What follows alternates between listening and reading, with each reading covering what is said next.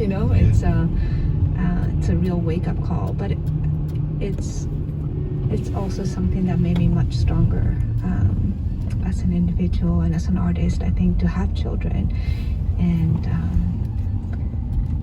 I felt I was very empowered when I had my first child, and I felt like I could tackle anything, like I was like superhuman. The feeling did not last forever, but it was certainly there, and I was just so surprised that I didn't need all the attention that I thought I needed, that I was so much stronger than I thought I was, and that I could do so much more. So it was actually amazing, feeling to discover that.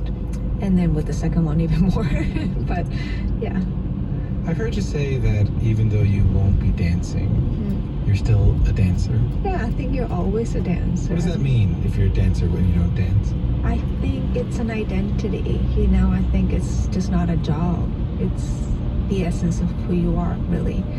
So, that's who I am, really. But yeah, I'm hoping to still be able to do some performances in some form here and there. I don't plan to just disappear. Oh, you're still hoping to do a little bit, or? Yeah, absolutely.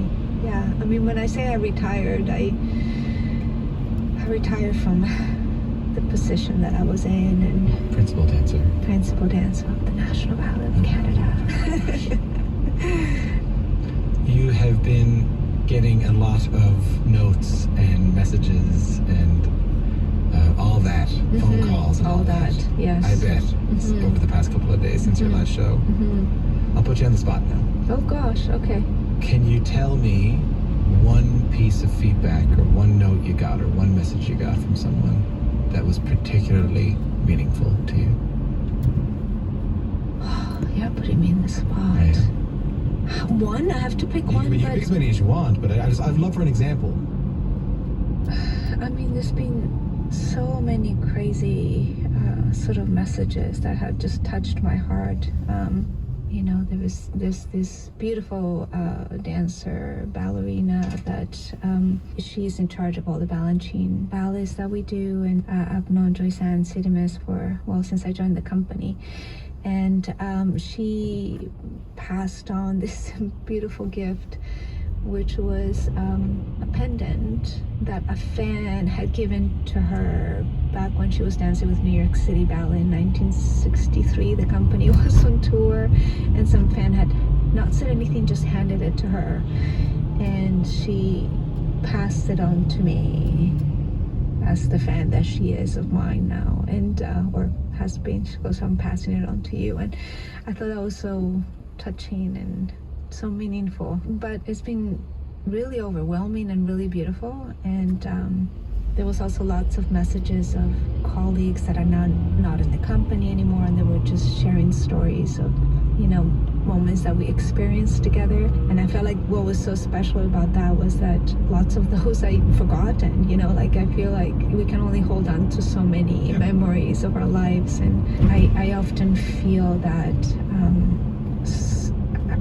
so much of my life is missing so many pieces that I haven't been able to hold on to, and so to have them share those moments that were so meaningful to them and that I was part of, and be able to relive them was such a beautiful gift. It's like I'm getting more of my life back. And it's been really, really special.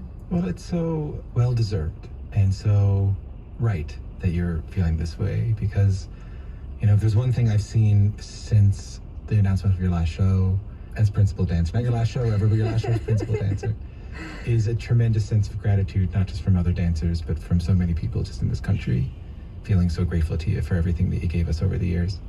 Thank you so much. Thank you. My conversation with Sonia Rodriguez. Sonia has just retired after 32 years with the National Ballet of Canada. From all of us on Q, congratulations, Sonia. We can't wait to see what happens next. And it was such a pleasure to get the chance to sit down in person in our studio and have a chat.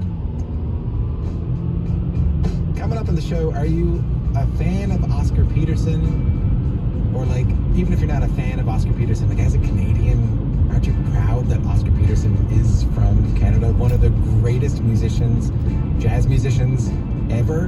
And coming up on the show, you're going to hear from Oscar's widow, Kelly Peterson. And when she met Oscar, he was in the middle of writing this epic piece of music inspired by Nelson Mandela. You'll hear why it was never performed in its entirety, why Oscar was alive, and how Kelly's going to change that. It's after this on Q. From the CBC Kitchener-Waterloo newsroom, I'm Joe Pavia. Local drug policy advocates warn the region's overdose crisis has worsened during the pandemic. A recent study from the University of Toronto found drug poisoning deaths in the province rose substantially after COVID-19 public health measures were introduced in 2020. Michael Parkinson is a drug strategy specialist and community engagement coordinator with the Waterloo Region Crime Prevention Council. He says supply chain interruptions contributed to a more toxic drug supply.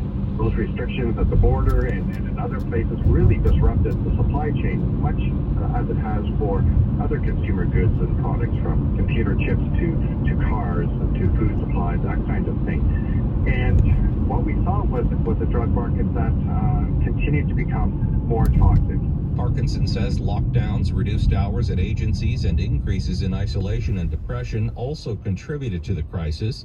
He says a significant percentage of drug poisoning deaths are among people who do not meet the clinical criteria for addiction or dependency. There's more news at the top of the hour. For news anytime, download the CBC News app. I'm Joe Pavia. This is CBC Radio 1, 89.1 in Waterloo Region.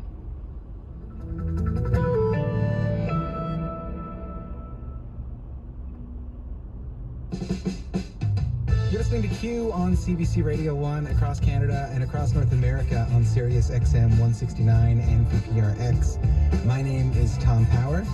How are you? Welcome back to the show. The past few weeks have been a lot to take in, as I'm sure you've noticed. You know, as the war in Ukraine rages on, a lot of artists around the world are turning to music to express how they feel. And just north of Ukraine in Estonia, the artist Mari Kalkoon has just released a new song. It's called Somewhere There's War. And she says about it, quote, the singer still has to sing, even if it hurts. Our thoughts are with those suffering right now. Peace is the only wish I wish right now. Here it is. Somewhere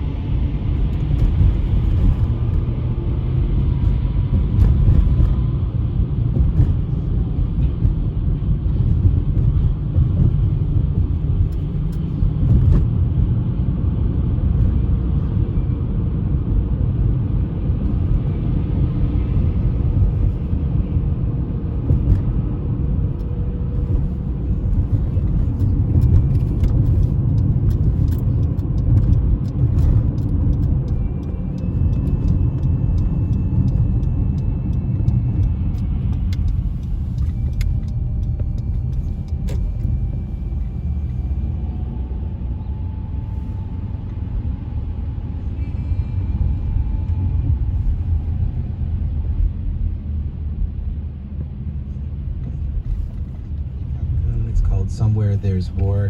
Of course, to keep up on the Russian invasion of Ukraine, go to cbcnews.ca.